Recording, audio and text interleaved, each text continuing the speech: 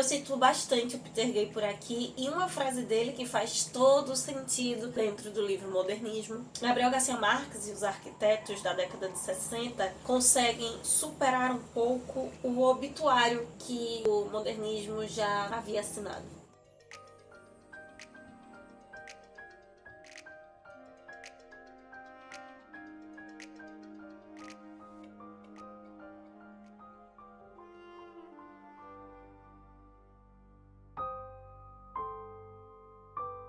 O que temos para hoje, Sanchos e Dulcineias? Eu sou a Larissa Bertolino, você está no canal Uma Garota Quixotesca. Nós tratamos de literatura partindo de ideias, pressupostos, personagens, temáticas que saiam de dentro do nosso queridíssimo Dom Quixote de La Mancha. Hoje eu converso com você sobre os capítulos 11 ao 15. Começamos a desbravar a segunda metade desse livro que estamos lendo aqui em fevereiro. Posso já afirmar a você que os protagonistas dessa semana, em alguma medida, foram a Meme e o Aureliano II, claro, sobre o espírito, o limbo do quarto e do espírito do Melquíades, que poderíamos dizer está cada vez mais vivo. Uma forma de comentário que funcionou com esse livro, não quer dizer que vai ser assim sempre em todas as jornadas de leitura conjunta, é acabar tratando sobre cada personagem em particular, já que essa família se repete muito e tem gente com o mesmo nome de geração diferente vivendo junto, fica melhor de compreender e organizar minha leitura e as minhas reflexões isoladamente por personagem. E a primeira delas talvez seja a mais irritante dessa semana, que foi a Fernanda del Carpio. Fica muito claro que, não sendo uma boendia de sangue, né, a Fernanda ela é criada dentro de uma redoma de nobreza, dentro de uma idealização, a idealização de um passado que nem é o dela, diferente do Coronel Aureliano, né? Ele tem, sim, essa nostalgia, mas de coisas que ele de fato conquistou. A cena, né, da lua de mel, o encontro ela com a camisola, toda se vestindo como uma imperatriz, se casar com, na verdade, o mais folgosão, despretensioso, mas nem aí de todos os bons dias. A imagem do Aureliano II é bem pra retomar a carnavalização, né? Um rei momo, o que explica muito a inveja da Fernanda quando a Remédios é arrebatada. Na cabeça dela, ela, é a sua família, a sua estirpe está predestinada aos céus, a grandes coisas. Ela, na verdade, não é nada daquilo que se propaga, do que foi dito na sua cabeça, provavelmente pela sua mãe ou por invenção da sua própria cabeça. Desse modo, a Fernanda acaba se tornando um personagem muito malquista. A Úrsula também arquitetava um pouco as coisas para a família, mas por um sentimento mais interior, mais comedido. A Fernanda é por pura e simples aparência mesmo. Ela controla tudo, já que o marido não faz nada. Na verdade, a Fernanda é uma personagem ressentida. Ela não tem o amor do Aureliano, ela não é benquista por ninguém em casa. Isso acaba com que ela se torne ainda mais chata. Não à toa, a sua zona de escape é como os médicos invisíveis, né? A gente pode até ter uma interpretação do espiritismo kardecista, talvez, dentro desse lado místico da obra, por busca de uma resolução, de uma resposta, por cura dessas suas questões interiores, né, que ela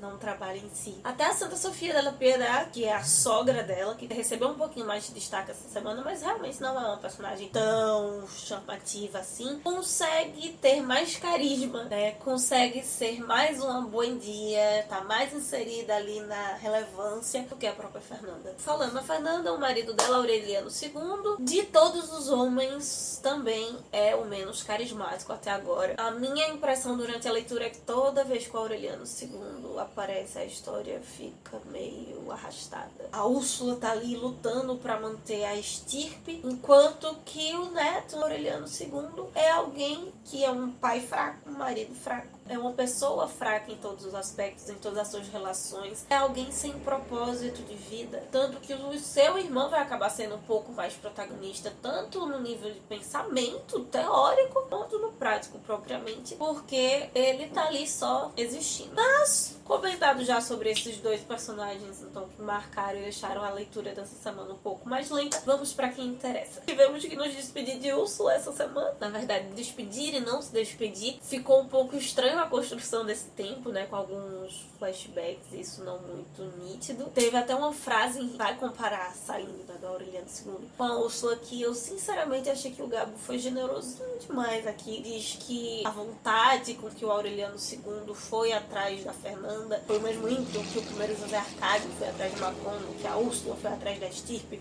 que o coronel Aureliano foi atrás da guerra. Não concordo. Antes da despedida definitiva da Úrsula, talvez o momento mais triste, intenso, seja quando ela admite pra si mesma que de todos os seus filhos, foi Rebeca, foi a filha que não é do seu sangue, que ela renegou tanto, e tem a boa estirpe, né, que seja tão forte quanto ela, que foi como ela capaz de peitar a sociedade e casar com o irmão, apesar da maldição que é acima deles, e ver a Úrsula percebendo isso só no final da vida e só depois de ter perdido a Rebeca, todo o tempo que ela perdeu com a Rebeca, é muito triste, foi muito forte. É como se tivesse sido uma espécie de golpe final. Por mais que ela não definha a Úrsula, mesmo sendo esquecida lá, ela continua com a imagem de imponência. Isso vai diminuindo à medida que tem essa visão sobre a Rebeca. É nesse momento que ela vai afirmar que percebe que o tempo faz voltas circulares. Que vem uma imagem de progresso, que é o trem mais amarelo, com essa cor que está sempre aparecendo, reforçando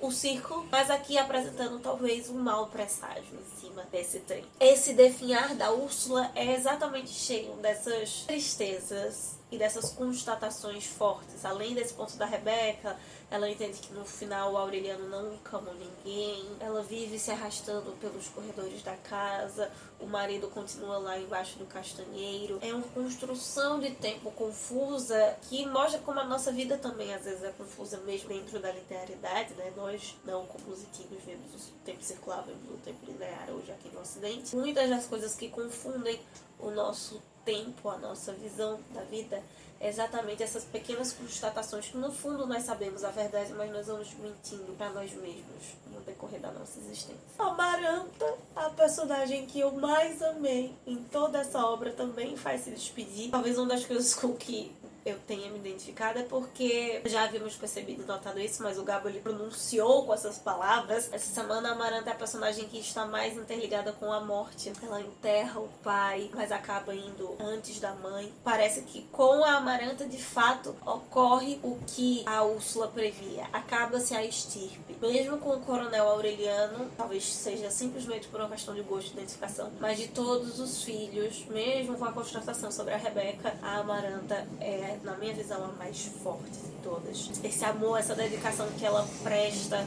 na criação dos sobrinhos, mesmo ela machucada, as músicas ali, lembrando do Pietro Crespi, ela dança todas as músicas para trazer alegria, para se conectar ali com os seus sobrinhos. É um processo de aprendizagem dela de ressignificar esses lutos, ressignificar essas mortes, essas dores que são tão próprias da personagem. De certa forma, mesmo sem querer, ela acaba salvando os sobrinhos, né? A ideia da cruz é uma ideia dela. A Memi é louca, apaixonada por ela. Mesmo com todas essas lembranças, todos esses momentos impactantes e também ruins que a Amaranta teve, a morte dela é, pra mim, a morte mais bonita dessa semana. Ela vai com consciência do que ela fez, com a consciência tranquila, tendo resolvido suas questões, mesmo que apenas internamente, com a Rebeca, com a primeira Remédios. E eu acho que isso acontece exatamente porque de todas as personagens, assim como ela afirmou na semana passada sobre a Rebeca, né, ela faz essa constatação sobre a Rebeca e consegue solucionar isso em si mesma, foi a que soube melhor lidar com a sua solidão. Fora que ela é de uma tirada maravilhosa. A cena mais engraçada e sensacional e que mostra a genialidade dessa mulher é a ironia da Amaranta, quando tem as amigas da Memi lá na casa, pergunta o que é aquele pó branco quando ela tá jogando saia. Arsênico. Maravilhoso. Rebeca. Sempre a gente falou aqui na melancolia da Amaranta, mas realmente a Rebeca é a personagem mais triste, com o final mais trágico da história. Porque na verdade ela está morta já há muito tempo por ter se desvinculado do mundo real, né? A cena das moedas é impactante. O José Arcádio Buendia, por mais que ele esteja desconectado, ele está conectado ao seu mundo interno, que ainda assim existe. A Rebeca não está conectada ao mundo que não existe mais. E por passar por algo semelhante a que a Amaranta, ela entende a solidão da Rebeca, né? Por conseguir viver entender esse mundo que a Rebecca vive, mesmo que ela não entenda. Dos 17 filhos do coronel, queria dar um destaque que o Gabo traz também, mas porque realmente foi impactante. Aureliano Triste. Eu, na verdade, queria saber um pouco mais sobre ele, queria que tivesse mais alguma coisa, vai que ele aparece na próxima semana. É ele que faz com que a Úrsula pense que o tempo está passando, né? Ele é inventivo como o primeiro José Arcádio. Ele, de todos os personagens, é o que tem mais o espírito do primeiro José Arcádio até então. E o nome dele, Triste, também tem muito a ver com a sua personalidade, né? Eles todos são sorumbáticos como o pai. Dessa tristeza que gera um exame cerrado, mas diferente do seu primeiro patriarca, né? Do José Arcádio Buendia. Essa melancolia o faz processar, ele consegue inventar em cima disso, ele consegue refletir sobre esse exame. Só que aí vem o Gabo, nos dá uma rasteira e nós descobrimos que não vamos saber mais nada sobre ele, porque vem o maior baque sobre o coronel Aureliano, depois da morte da Remédios, que é a morte dos seus 17 filhos, né, a chacina. Apesar de tudo que ele fala, do que a Úrsula diz sobre ele, continua pra mim a sensação na leitura dessa pergunta no ar: quem foi, quem é o coronel Aureliano Buendia? Parece que com toda a sua complexidade como personagem, com tudo que é apresentado, a gente não consegue produzir uma resposta final. Por isso que eu repito o que eu já disse em outros momentos, é o que melhor classifica de todos os personagens, assim, paralelozinho com a América Latina. A cena dos turistas entrando, querendo apenas vê-lo como uma curiosidade, e ele se sentindo mal por isso, é um sentimento bem latino-americano que reflete muito essa personificação, digamos, sem os estrangeiros quererem conhecer de fato o que tem, o que é isso daqui. Essa sua tristeza vindo do fato dele já saber o que vai acontecer com seus filhos também. Premonição da América Latina sempre sobre esse signo de morte, de tragédia. E aí ele pensa que a guerra poderia ter sido um erro na sua vida, né? Quando ele se recorda do coronel Reinaldo Marques, voltam todos esses fantasmas, o Aureliano ele morre com todos esses fantasmas, exatamente por ser um personagem complexo. Ele foi libertador, ao mesmo tempo ele foi tirano. Por rodar em todos os tipos, ele consegue memórias e fantasmas de todos os tipos também. E de um certo modo, mesmo indo embora, ele continua sendo espelhado aqui por José Arcádio Silva, que é o único personagem que por um bom tempo vai ter acesso direto a ele, né? Se trancava ali, passava horas com ele. Essa memória do José Arcádio II do fuzilamento é uma das coisas que faz com que ele seja atraído pelo Melquiades, na minha visão. O torna como o anarquista da família. Tanto é que é o personagem que viverá, talvez, o acontecimento histórico mais forte de todos, o massacre das bananeiras de 1926. Esse massacre, ele realmente aconteceu na Colômbia e foi marcado num boom, ele é muito simbólico pro boom em diversos aspectos. É um momento de significado da cor amarela, só ruim, assim, só de coisas tensas. O Vargas Llosa, por exemplo, vai retratar também em outras obras esse massacre se passando na Nicarágua. A United Fruit Company é uma multinacional voltada na plantação de bananas aqui em toda a América Latina, principalmente a América do Sul, nas Antilhas, e os seus trabalhadores se encontravam em péssimas condições. Também ele, seus filhos, as pessoas ali ao redor não tinham direito a uma educação de qualidade. Eles começam a reivindicar, então, melhores condições de trabalho à companhia e melhor educação frente ao governo. Ambos se negam a atender às reivindicações dos grevistas, e o comandante acaba planejando ali um massacre para silenciar essas reivindicações. Mata mais de 1000 funcionários, isso contando com mulheres e crianças, mas na época foi divulgado apenas 300 pessoas, a história ficou meio abafada, diferente do que realmente aconteceu. Até hoje existem investigações acima disso. A elite na época ajudou muito a abafar, e hoje, consecutivamente, existe na Colômbia um negacionismo muito forte em cima desse acontecimento histórico. Esse é um dos acontecimentos que o Gabo traz para o seu texto, que reforça a Colômbia, essa Macondo, né? Colômbia, América Latina, como la tierra del olvido. O José Arcádio consegue juntar a igreja e os funcionários em prol dessa greve, desses ideais. Todos são mortos no vagão. A forma como ele percebe também isso é muito significativo para essa história, para mostrar que muitas das coisas ruins da nossa história na América Latina, elas são desveladas aos poucos, ou nós mesmos demoramos a compreender. Na casa da mulher que ele acolhe, a primeira coisa que ela dá é do café. Ela fala da relação dos buendias com o café, mas um pouco dessa ideia também do café fazê-lo acordar, tentá-lo tirar dessa ideia, porque ele relata o que aconteceu e a mulher não acredita nele. E essa desilusão com o mundo faz com que o José Arcádio II desconstrua a imagem que ele tem do Aureliano Coronel. É muito interessante essa mudança de chave. Acho que na próxima semana nós teremos boas ideias, resultados daqui. Nega tudo que tem sobre o coronel, se tranca e vai mexer nos papéis do Melquiades. E especialmente essa provável mudança que possa acontecer com ele através dessa leitura, desse mesmamento, né, desse encerramento, me lembrou uma outra citação do Peter Gay, que ele vai falar que geralmente quando nós lemos 100 Anos de Solidão, a primeira vez que nós lemos, é uma leitura totalmente aberta ao prazer, ao deleite estético, ao deleite do enredo da obra, do realismo mágico. E o segundo, nós lemos como um crítico, saboreando os detalhes. Segundo, o terceiro, porque os detalhes sempre vão aparecendo. O José Arcádio, na minha percepção, foi talvez o personagem que melhor entregou esse cuidado, atenção aos detalhes. Por fim, vou acabar juntando Meme e Maurício Babilônia no comentário só. Eles, junto com Fernanda, não me cativaram muito. A gente nem da história desses dois, a partir da talvez super proteção que a Fernanda colocou em cima da Meme, essa rigidez, nunca a amargura da Maranta. E ficou meio confuso pra mim, inclusive a cena da Meme no cinema, talvez com o pai me assustou, pareceu que era algo de incesto, mas obviamente não era. Ela sai da casa, tem as cartas, ela volta com as amigas, depois vai pro convite de novo. Então parece que a história da Meme é sempre um vai e vem de ciclos de prisão e abertura, prisão e abertura.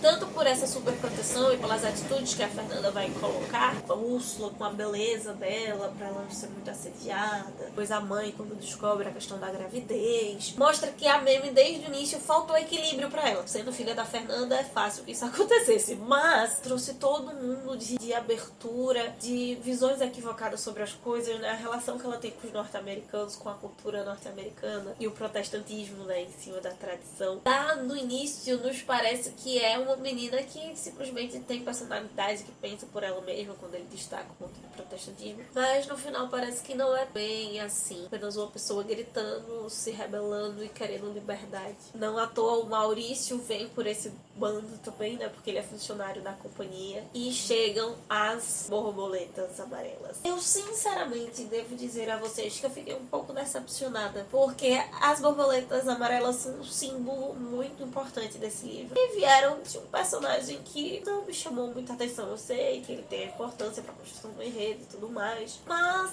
não sei, me parece que exatamente os Bom Dia de verdade aqui perdem o protagonismo, né? Isso tudo faz com que a Fernanda apareça muito mais do que os outros, ela acaba tomando as rédeas, e o Maurício parece só ser um Dom Juan idiota e irresponsável. A ideia da Meme encontrar a Pilar e ir atrás dela sem saber que a sua bisavó também traz de novo a ideia do eterno retorno de Nietzsche. Nela vem a frase talvez mais importante dessa semana. O narrador diz que é com Meme que começará o golpe final aos Buendia. A princípio me fez pensar que talvez então o Maurício pudesse ser de onde vem o mal, pudesse ser o problema, mas acredito então que será o bebê, né? Que o fim pode ser o bebê deles, seria o último Buendia talvez. A inação da Meme é surpreendente, assim, tudo bem que a mãe sempre mandou na vida dela, mas não me parece um personagem a princípio tão rebelde, e depois quando a Fernanda vai lavando o vento durante toda a viagem, ela, né, sem comer, sem reação alguma, mostra que ela já estava só.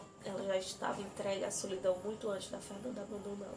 Então é isso, meus queridos cavaleiros andantes. Esses são os nossos comentários da terceira e penúltima parte de 100 Anos de Solidão. Saindo desse feriado, vamos entrando agora na última semana, na última leitura para encerrar esta obra-prima do Gabo. Me conta aqui embaixo quais desses personagens dessa semana te chamou mais atenção, te impressionou mais. A gente vai conversando, tendo as nossas últimas trocas lá no @garota quixotesca no Instagram, e possamos sair da biblioteca e ver muito além dos banhos.